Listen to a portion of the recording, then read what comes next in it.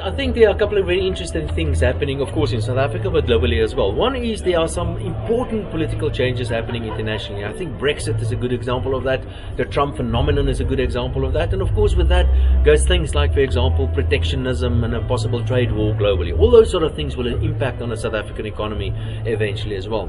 But from an economic or financial market point of view, something that I'm quite concerned about is the international central banks, the big ones like the Federal Reserve in the US. They've recently started increasing short-term interest rates, and if they overdo that, I'm afraid that could lead to a significant correction on the world's financial markets, on the world's economy, and again, the South African economy being a small open economy will potentially be affected by that as well. So that is something that we need to be concerned about, and we have to keep an eye on some policy changes, especially monetary policy changes that is happening internationally. If you come to the South African economy, there are a couple of things that are important. One is that the political makeup in South Africa is such that we probably have a government that's moved more to the left. We all know that. National Democratic Revolution, expropriation without compensation, that sort of stuff. And that's typically of a so-called liberation organization. It seems to me as if the ANC rediscovered their liberation roots in a way. And we need to be concerned because they're going to change policies, and these sort of changes in policies is not necessarily going to be good for South Africa. Additionally, we have some serious challenges as far as the fiscal accounts are concerned. The state debt levels are totally unsustainable. But fortunately for us is that there's one institution, the South African Reserve Bank, that is certainly very much independent, and they do mostly the right sort of stuff.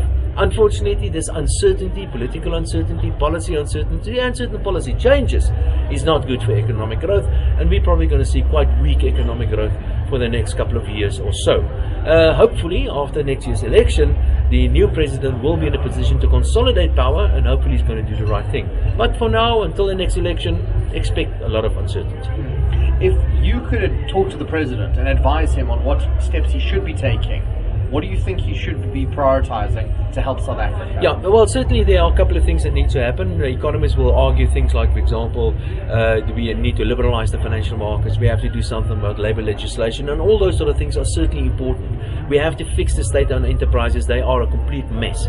But I think there's a national crisis in South Africa, a national emergency that we need to put the focus just about all our energy on, and that's the quality of South Africa's skills development. Not only do we spend more money on skills development or in education than most countries in the world, but the outcome, the quality is absolutely horrendous. And without the necessary skills, we cannot get our young people to participate in this new evolving modern technology. So I'm afraid that must be priority number one, and it unfortunately it's probably going to take us many years to really fix primary and secondary education, but we've got to start somewhere, and we should have started there long ago.